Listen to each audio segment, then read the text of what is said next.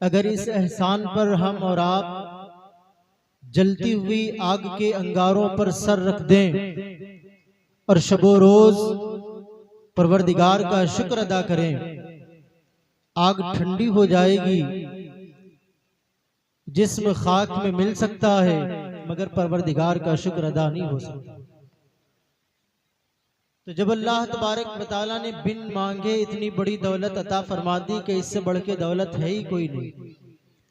भाई ईमान है तो सब कुछ है, ईमान नहीं है तो कुछ नहीं है।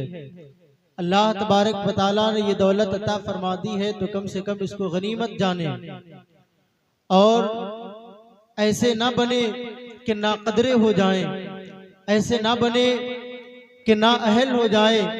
इतनी कीमती दौलत पाने के बाद आप खाली के खाली रह जाएं और रब्बे कायनात जिस जन्नत में हम और आपको दाखिल फरमाना चाहता है हम उससे महरूम हो जाएं।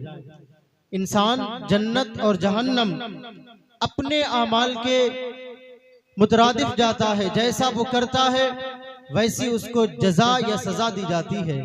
वो आमाल खैर करता है तो अल्लाह तबारक व तआला अपनी जजाएं अता फरमाता है, वो गुनाह करता है तो परवरदिगार उसे सजाएं देता है। ये अलग बात दुनिया में दे, कब्र में दे, आखिरत में दे, जजाएं देता है, दुनिया में भी देता है, कब्र में भी देता है, आखिरत में भी अता फरमाएगा। ये हमारा मुकद्दर है और हमारा इख्तियार है कि हमारी निगाह के सामने दो रास्ते हैं।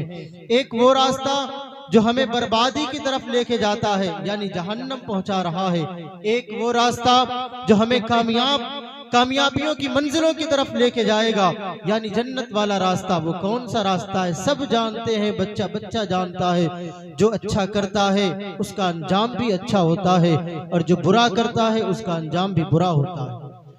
हज़रत अल्लामा जलालुद्दीन रूमी रहमतुल्लाहि ताला अलैह इरशाद फरमाते हैं, एक इंसान वादी मिस्र में एक इलाका है, वहां के लोगों का अपना बनाया हुआ एक कानून है, एक दस्तूर है।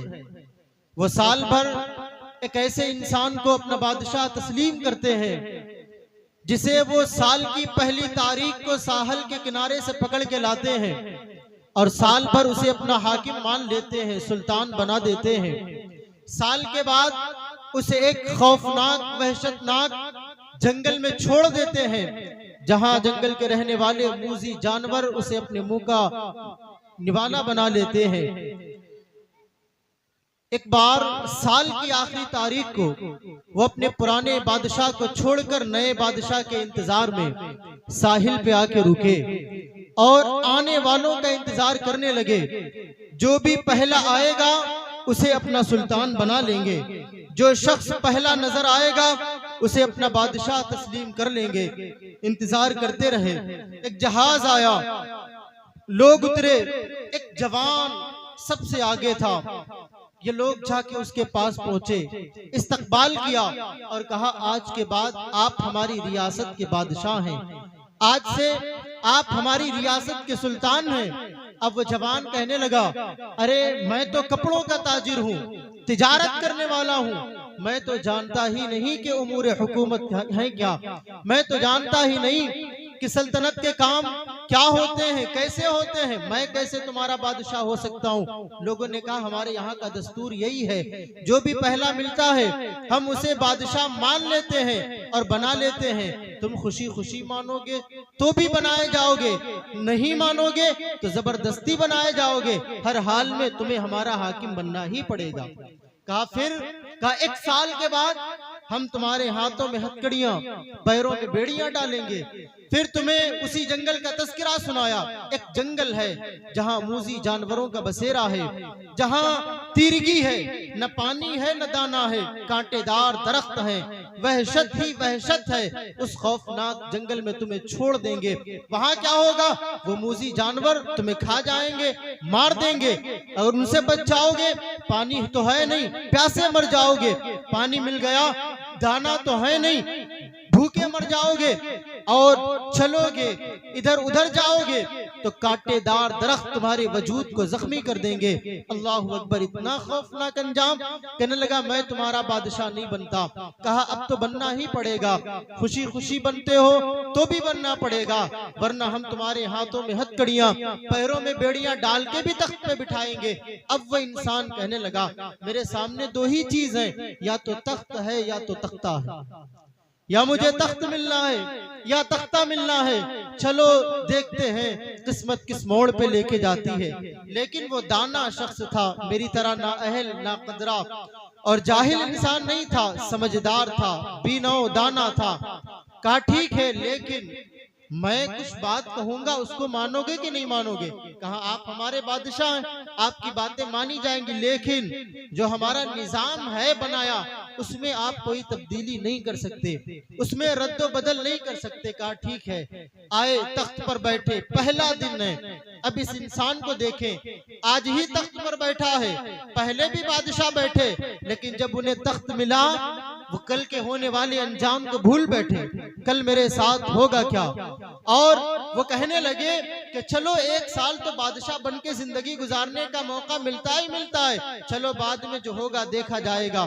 लेकिन ये जब आके तख्त पे बैठा तो इसे कल की फिक्र थी, इसे मुस्तकबिल का ख्याल था कि मेरे लिए वो जंगल तैयार है, वहां मुझे भेजा जाएगा, डाला जाएगा, जहां मूजी जानवर मुझे अपने मुंह का लुकमा बना लेंगे। अल्लाह अकबर। आज बैठा, सबको बुलाया, कहा जितने भी बल्दिया के मुलाजिमीन ने बुलाए जाए, बुलाया और कहा मैं हुक्म देता हूँ उस जंगल में जाओ, वहां जितने कांटेदार दरख्त हैं सबका खात्मा कर दो और वहां फलदार फूलदार साएदार दरख्त लगाओ, वहां कुएं खुदवाओ, मेहमान भिजवाए, वहां खूबसूरत महल तामीर कराओ, वहां रोशनी का इंतजाम करो। अब वो जंगल जंगल नहीं होना चाहिए, बल्कि अब वो खूबसूरत बादशाह का महल होना चाहिए। साल भर मेहनत करता रहा, साल की आखिरी तारीख आई, पूरा इलाका आ गया, हथकड़ियां लेके बेड़ियां लेके, चलो बादशाह वक्त पूरा हो गया, हाथ आगे करो, तुम्हारे हाथों में हथकड़ियां डाली जाएंगी, पैरों में बेड़ियां डाली जाएंगी। क्यों डाली जाएंगी?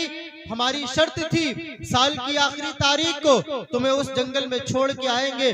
सुनो, हाथों में हथकड़ी डालने की जरूरत नहीं है, पैरों में बेड़ियां डालने की जरूरत नहीं है, मैं खुद चल के जाने को तैयार हूं, मैं खुद चल के जाने को तैयार हूं। अब सारा इलाका हैरत में था कि पहले जो बादशाह बैठते थे साल भर तो मजा करते थे, लेकिन जब साल की आखिरी तारीख आती थी और हम उनसे कहते थे चलो तुम्हारा वक्त पूरा हो गया, तो वो रोने लगते थे और बचने की हर कोशिश किया करते थे, लेकिन बच नहीं पाते थे।